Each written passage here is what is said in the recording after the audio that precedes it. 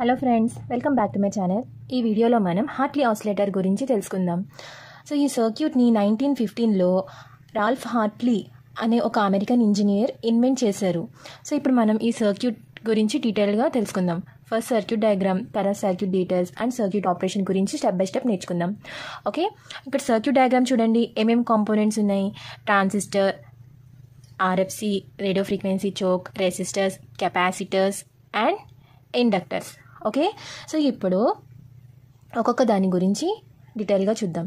Okay, so ఇక్కడ చూడండి, transistor అనేది యాక్టివ్ డివైస్, తెలుసు కదండి. ఇదేం చేస్తుంది? సిగ్నల్ని యాంప్లిఫై చేస్తుంది. ఓకే, ట్రాన్సిస్టర్ సిగ్నల్ని యాంప్లిఫై చేయడానికి యూస్ చేస్తారనమాట. ఓకే, సో ఇక్కడ మనం ఏ ట్రాన్సిస్టర్ తీసుకున్నాం? NPN. సో యారో మార్క్ కనుక ఇలా ఉంటే ఇదేం transistor? NPN transistor. Okay, so ఇది ఏ కాన్ఫిగరేషన్లో కనెక్ట్ అయి ఉంది? కామన్ ఎమిటర్ కాన్ఫిగరేషన్లో కనెక్ట్ అయి ఉంది. ఓకే, సో ఈ కామన్ ఎమిటర్ కాన్ఫిగరేషన్ వల్ల సిగ్నల్ని మంచిగా యాంప్లిఫై చేయొచ్చు అనమాట. ఓకే, సో అందుకే ఇక్కడ ట్రాన్సిస్టర్ని కామన్ ఎమిటర్ కాన్ఫిగరేషన్లో కనెక్ట్ చేశారు. Okay, next resistors R1, R2, RE. Okay, so ఈ R1, R2, RE అనేవి బయాసింగ్ అండ్ స్టెబిలైజేషన్ సర్క్యూట్ అనమాట. సో ఇవి బయాసింగ్ అండ్ స్టెబిలైజేషన్ సర్క్యూట్ని ఫామ్ చేశాయి. సో ఈ బయాసింగ్ అండ్ స్టెబిలైజేషన్ సర్క్యూట్ అనేది ట్రాన్సిస్టర్ ప్రాపర్గా వర్క్ చేయడానికి, అంటే దీనికి కావాల్సిన ఎనర్జీని సప్లై చేయడానికి, సో ట్రాన్సిస్టర్ అనేది డిజైర్ రీజియన్లో ఆపరేట్ అవ్వడానికి ఈ రెసిస్టర్స్ R1, R2, RE అనేవి యూజ్ అవుతాయి. ఓకే, రెసిస్టర్స్ గురించి చూసారు కదండి. నెక్స్ట్ CE అంటే ఎమిటర్ బైపాస్ కెపాసిటర్. ఇది ఎక్కడ కనెక్ట్ చేశారు? ఎమిటర్ టెర్మినల్కి అండ్ రెసిస్టర్ REకి అక్రాస్గా కనెక్ట్ చేశారు. ఓకే, CE అనేది. Okay, emitter bypass capacitor. ఇక్కడ గ్రౌండ్ ఉంటుంది. ఓకే, ఇది ఏం చేస్తుంది? ఎమిటర్ బైపాస్ కెపాసిటర్ అనేది యాంప్లిఫైడ్ AC సిగ్నల్కి లో రియాక్టెన్స్ పాత్ని ప్రొవైడ్ చేస్తుంది. ఓకే, ఆఫర్స్ లో reactance path to the amplified AC signal. Okay, so CE అనేది అందుకు యూజ్ అవుతుంది. Next capacitors Cin and CC. So ఇక్కడ కెపాసిటర్ Cin అండ్ CC అనేవి బ్లాకింగ్ ఆర్ కప్లింగ్ కెపాసిటర్స్ అనమాట. Okay, capacitors Cin and CC అనేవి blocking are coupling capacitors. ఇవి ఏం చేస్తాయి? డైరెక్ట్ కరెంట్ని బ్లాక్ చేసి ఏసీని పాస్ చేస్తాయి. ఓకే, డైరెక్ట్ కరెంట్ని బ్లాక్ చేసి ఏసీని పాస్ చేస్తాయి. ఓకే, ఏసీ మీన్స్ ఆల్టర్నేటింగ్ కరెంట్ని అలో చేస్తాయి అండ్ డైరెక్ట్ కరెంట్ని బ్లాక్ చేస్తాయి. Okay, these capacitors blocks the direct current but pass alternating current. Okay, next one radio frequency choke. Okay, radio frequency choke అనేది AC and DC ఆపరేషన్స్కి ఐసోలేషన్ని provide చేస్తుంది. AC అంటే alternating current, DC అంటే direct current. ఈ two ఆపరేషన్స్కి ఐసోలేషన్ని provide చేస్తుంది.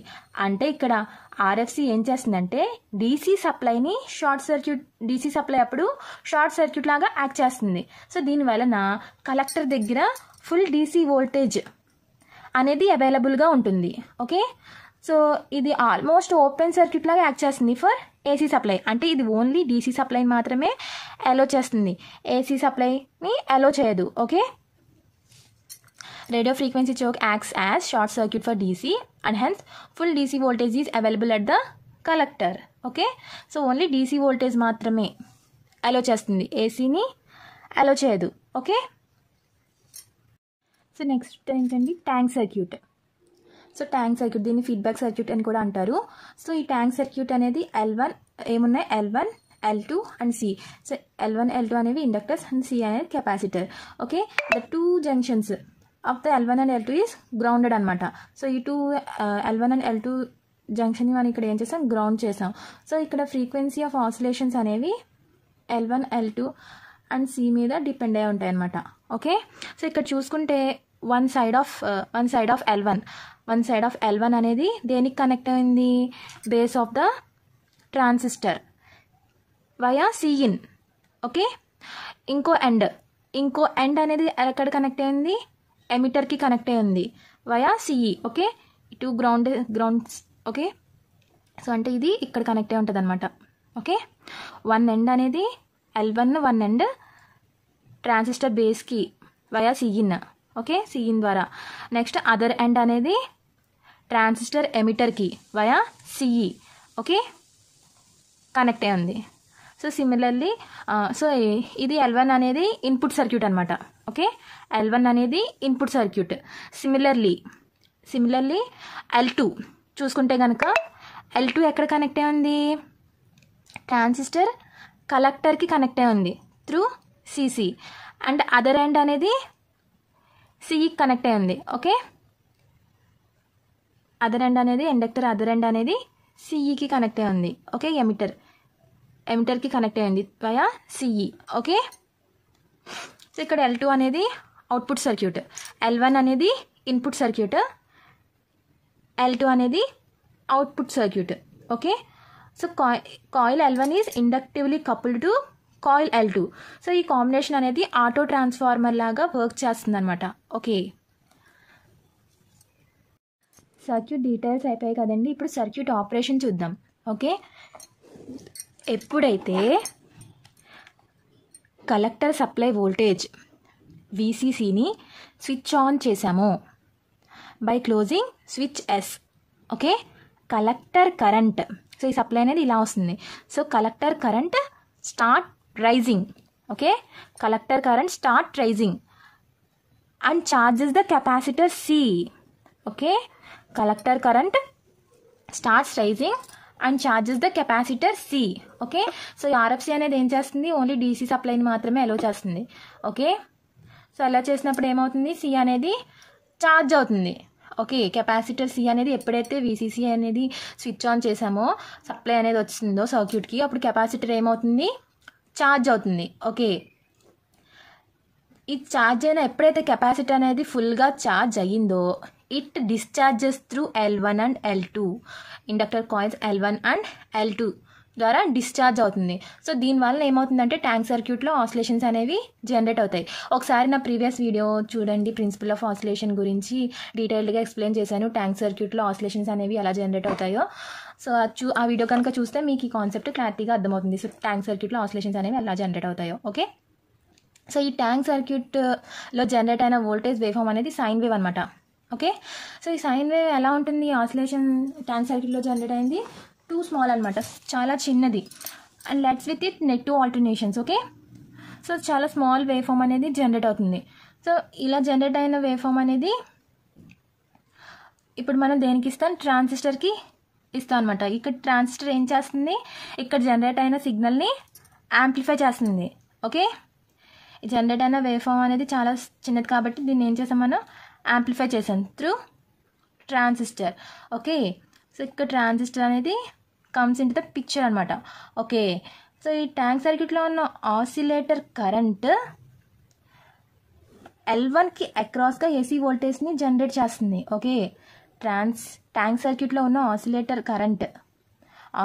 Current L1కి అక్రాస్గా AC వోల్టేజ్ని generate చేస్తుంది. Okay, so ఈ L1కి అక్రాస్గా AC వోల్టేజ్ని ఇంట్లో ఆసిలేషన్స్ అనేవి జనరేట్ అయ్యాయి కదా.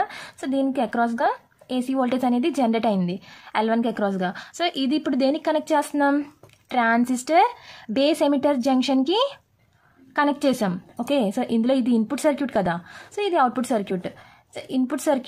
సో ఇన్పుట్ సర్క్యూట్లో జనరేట్ అయిన సిగ్నల్ని మనం దేనికి కనెక్ట్ చేసాం? ట్రాన్సిస్టర్ యొక్క బేస్ ఎమిటర్ జంక్షన్కి కనెక్ట్ చేసాం. సో ఈ ట్రాన్సిస్టర్ అనేది ఏం చేస్తుంది? సిగ్నల్ని యాంప్లిఫై చేస్తుంది. ఓకే, ట్రాన్సిస్టర్ ఏం చేస్తుంది? సిగ్నల్ని యాంప్లిఫై చేస్తుంది. ఈ యాంప్లిఫై అయిన సిగ్నల్ అనేది కలెక్టర్ సర్క్యూట్ దగ్గర అపియర్ అవుతుంది. ఓకే, కలెక్టర్ సర్క్యూట్ దగ్గర అపియర్ అవుతుంది. So output voltage of the amplifier అనేది L2కి అక్రాస్గా అపియర్ అవుతుంది. Okay, output voltage of the amplifier అనేది L2కి అక్రాస్గా అపియర్ అవుతుంది. సో L1 అనేది ఇన్పుట్ సర్క్యూట్, L2 అనేది అవుట్పుట్ సర్క్యూట్ కదా. సో ఇక్కడ చూసుకుంటే జంక్షన్ 2 ఆఫ్ ద 2 కాయిల్స్, ఇది జంక్షన్ 1, జంక్షన్ 2 అండ్ జంక్షన్ 3, 1 2 3 అని రిప్రజెంట్ చేశాను. సో ఇక్కడ junction 2 of the 2 coils is ఏం చేసాం? గ్రౌండ్ చేసాం. So it will be zero potential. Okay, so ground అంటే ఇక్కడ పొటెన్షియల్ ఎంత ఉంటుంది? Zero. Okay, zero potential.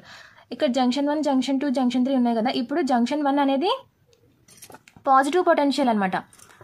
Junction 1 అనేది positive potential with respect to 2. అయితే సమ్ ఇన్స్టెంట్ ఆఫ్ టైం అప్పుడు జంక్షన్ 3 అనేది negative potential at the same instant. Okay, junction 3 అనేది negative potential at the same instant. Okay, so that's the voltage across L1. Voltage across L1 అంటే feedback voltage. So దీనికి అక్రాస్గా ఉన్న voltage feedback voltage. So ఇక్కడ produce అయిన వోల్టేజ్నే కదా మనం ఎమిటర్కి ఇస్తున్నాం, బేస్కి ఇస్తున్నాం, సారీ బేస్ ఎమిటర్ జంక్షన్కి ఇస్తున్నాం. సో దీన్ని మనం ఫీడ్బ్యాక్ వోల్టేజ్ అంటాం అనమాట. L1కి అక్రాస్గా వచ్చే వోల్టేజ్ని ఫీడ్బ్యాక్ వోల్టేజ్ అని అంటాం. ఓకే, సో ఇక్కడ వోల్టేజ్ అక్రాస్ L1 అనేది 180 degrees out of face with the voltage developed across L2. Okay, L2 అంటే అవుట్పుట్ వోల్టేజ్ అనమాట. L2కి అక్రాస్గా వచ్చేది అవుట్పుట్ వోల్టేజ్. ఓకే, సో ఎలా ఉంటుంది? 180 degrees అవుట్ ఆఫ్ ఫేజ్ అనమాట రెండిటికి.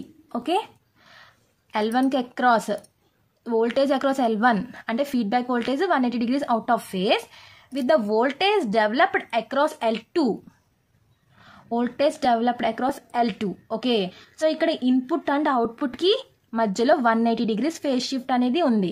ఓకే, సో ఇన్పుట్కి అవుట్పుట్కి మధ్య ఎంత? 180 degrees ఫేజ్ షిఫ్ట్ అనేది ఉంది. ఓకే, సో ఇది ఇన్పుట్ సర్క్యూట్, ఇది అవుట్పుట్ సర్క్యూట్ కదా. సో ఈ రెండిటికి మధ్య ఎంత ఫేజ్ షిఫ్ట్ ఉంది? 180 degrees ఫేజ్ షిఫ్ట్ ఉంది. ఓకే, సో ఇక్కడ అలా నేను మీకు గ్రాఫికల్గా రిప్రజెంట్ చేస్తాను. Suppose so this one is the voltage across L1. Okay, this one is the voltage across L1. So 0, 180, 360. Okay, ఇప్పుడు మనం చూసుకుంటే కనుక L2కి అక్రాస్గా వోల్టేజ్ ఎలా ఉంది with respect to L1? Voltage developed across L1 180 degrees phase షిఫ్ట్లో ఉందన్నమాట. So అంటే ఇలా ఉంటుంది. ఓకే, సో ఇలా ఉంటుందన్నమాట. సో ఈ పై సిగ్నల్కి కింద సిగ్నల్కి ఫేజ్ షిఫ్ట్ ఎంత ఉంది? 180 degrees ఫేజ్ షిఫ్ట్ ఉంది. ఓకే, సో ఇక్కడ కామన్ ఎమిటర్ యాంప్లిఫైర్ని యూజ్ చేసాం కదా. మనకి ఆసిలేటర్, ఒక సర్క్యూట్ అనేది ఆసిలేటర్లో వర్క్ అవ్వాలంటే మనకి టోటల్ ఫేజ్ షిఫ్ట్ అనేది ఎంత ఉండాలండి? 360 degrees కదా. టోటల్ ఫేజ్ షిఫ్ట్ అనేది 360 degrees. Barkhausen criterion condition for oscillations ప్రకారం మనకు కావాల్సిన ఫేజ్ షిఫ్ట్ అంతా 360 degrees ఉండాలి. సో ఇక్కడ మనకి ఎంత ఫేజ్ షిఫ్ట్ డిఫరెన్స్ వస్తుంది ఆసిలేటర్ సర్క్యూట్లో, ట్యాంక్ సర్క్యూట్లో? L1కి ఇన్పుట్కి అవుట్పుట్ సర్క్యూట్కి మధ్యలో 180 degrees ఫేజ్ షిఫ్ట్ అనేది జనరేట్ అయింది. సో ఇక్కడ మనం యూజ్ చేసిన యాంప్లిఫైర్ ఏంటంటే కామన్ ఎమిటర్ యాంప్లిఫైర్ యూజ్ చేసాం కదా. ఈ యాంప్లిఫైర్ అనేది ఫర్దర్ 180 degrees ఫేజ్ షిఫ్ట్ని ప్రొవైడ్ చేస్తుంది అనమాట ఇన్పుట్కి అవుట్పుట్కి మధ్యలో. సో ఇన్పుట్కి అవుట్పుట్కి మధ్యలో ఫర్దర్ 180 degrees ఫేజ్ షిఫ్ట్ని ప్రొడ్యూస్ చేస్తుంది. ఓకే, సో అప్పుడు ఎలా ఉంటుందంటే ఫర్దర్ 180 degrees ఫేజ్ షిఫ్ట్ అంటే, సో ట్రాన్సిస్టర్ అనేది ఫర్దర్ 180 degrees ఫేజ్ షిఫ్ట్ని ప్రొడ్యూస్ చేస్తే అప్పుడు టోటల్ మనకి అవుట్పుట్ వేవ్ ఫామ్ అనేది 360 degrees వస్తుందన్నమాట. ఓకే, ఇన్పుట్కి అవుట్పుట్కి మధ్యలో ఇంకో 180 degrees ఫేజ్ షిఫ్ట్ అనేది ట్రాన్సిస్టర్ యాంప్లిఫైర్ అనేది ప్రొడ్యూస్ చేస్తుంది అనమాట. So total 360 degrees phase shift అనేది మనకి అవుట్పుట్లో వస్తుంది. ఓకే, మనం ఇక్కడ నుంచి అవుట్పుట్ తీసుకుంటాం. సో ఇదండి ఫ్రెండ్స్. సో ఈ ట్రాన్సిస్టర్ అనేది ఫర్దర్ 180 degrees ఫేజ్ షిఫ్ట్ని ప్రొడ్యూస్ చేయడం వల్ల ఇన్పుట్కి అవుట్పుట్కి మధ్యలో సో టోటల్ ఫేజ్ షిఫ్ట్ అనేది ఎంత అయిందండి? 360 degrees అనమాట. So this makes the feedback positive. Okay, so ఏమైంది ఇక్కడ? పాజిటివ్ ఫీడ్బ్యాక్ అయింది. So which is essential condition for oscillations. Okay, next the frequency of oscillations is determined by the value of L1, L2 and C is given by F equal to 1/2 pi root LC.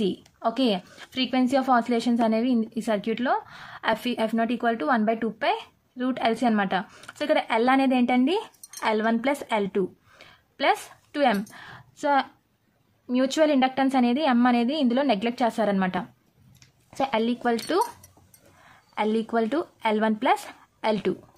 Okay, mutual inductance అనేది neglect అవుతుంది. Okay, ఇదండి friends Hartley oscillator గురించి detailed explanation. ఈ video కనుక మీకు నచ్చినట్లయితే please నా వీడియోని లైక్ చేయండి, షేర్ చేయండి మరియు నా ఛానల్ని సబ్స్క్రైబ్ చేసుకోండి. Thank you.